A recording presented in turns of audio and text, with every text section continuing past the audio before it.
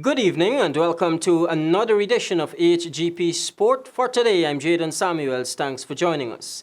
Athletes from 20 countries will converge at the Track and Field Centre Lenora for this year's Allian Pompey Invitational Meet, sprinting off at 15 hours this Saturday. Come see Guyana's best competing against top-ranking athletes from across the globe. The details in this report.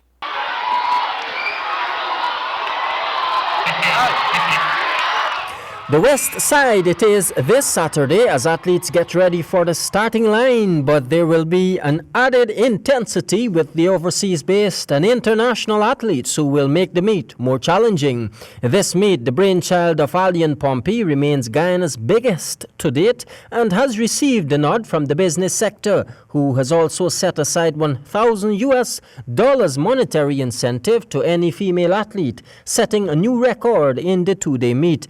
The former two-time Commonwealth Games medalist and Olympian Allian Pompey, speaking on Thursday at a press briefing, mentioned that Guyana continues to stride in athletics, with their numbers improving significantly from her time to now.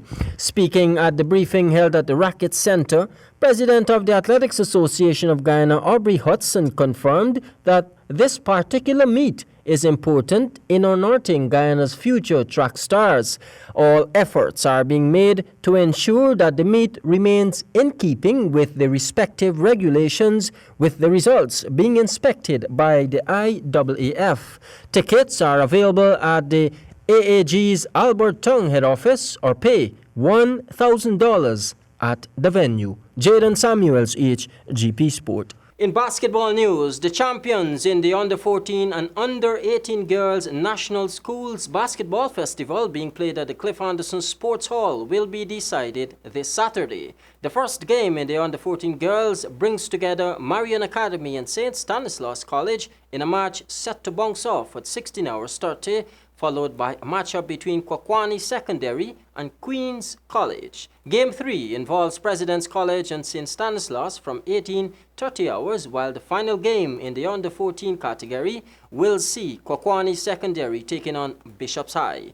The action continues on Sunday with the Under-18 girls from President's College taking on the ladies from the Asian County Berbice High, starting at 17 hours 30, which makes way for a showdown between Kwakwani and the New Amsterdam Technical Institute. The final is booked for July 13.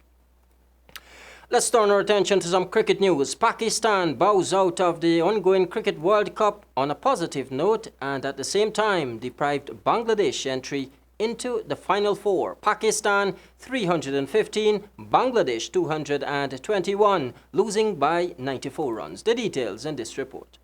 In cricket news, a disappointing finish for Bangladesh. So close yet far is what it all boiled down to, with the fate quite the same for Pakistan, who has also had a 50-50 run at this World Cup. Bangladesh, needing a huge victory on Friday to give themselves a hope at the Cup, was put on hold by Pakistan, who amassed 315, 94 runs out of Bangladesh's reach.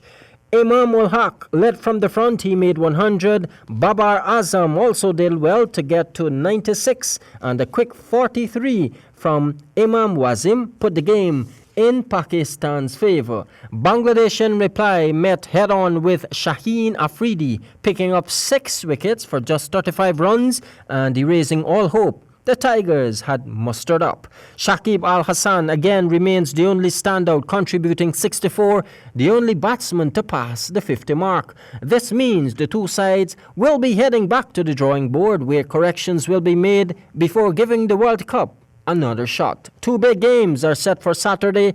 India plays Sri Lanka, while South Africa takes on Australia. Jaden Samuels, HGP Sport. Still in cricket news, the West Indies Level 1 coaching course has been confirmed for July 18 and will conclude on July 21 at the Guyana National Stadium. We will hear more in this Samuel Gillis report. According to GCB Territorial Development Officer Colin Strout, a second Level 1 course may be required to be done by Cricket West Indies due to the large number of people that have shown interest in undertaking same. A number of current and former cricketers, including Ramnarish Sawan, Travis Dowling, and Leon Johnson, have benefited from the foundation courses. It is also expected that a number of coaches frequently used by the Guyana Cricket Board, as well as West Indies and other national players, will participate in the Level 1 course that continues on to Level 2 courses. Strode said that coaches are required to adapt to the recommended training methodology. He stated that the Level 1 coaches are expected to target clubs so that the recommended information can be handed down to the players, which will help them to further enhance their abilities.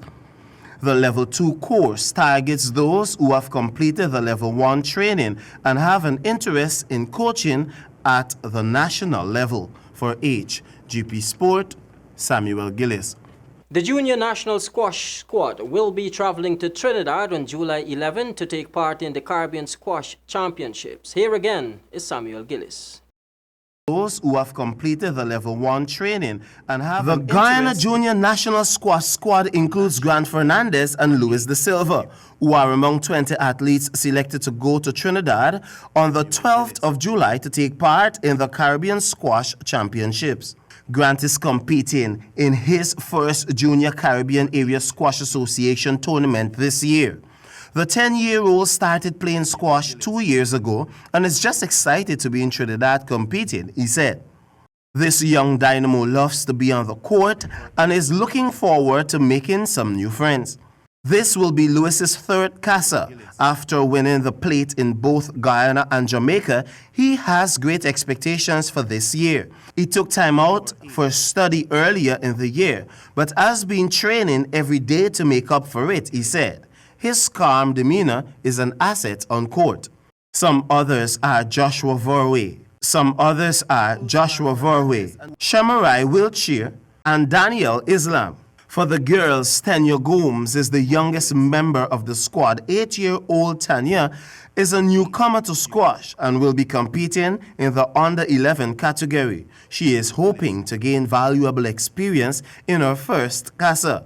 They all can learn from Christian Gomes, since this will be the 5th CASA for the under-15 national champ, who came third in under-15 at Junior CASA last year. For HGP Sport, I am Samuel Gillis. That concludes our cast for today. I'm Jaden Samuels, reminding you, as always, say yes to life, yes to sport, and no to drugs. Good night.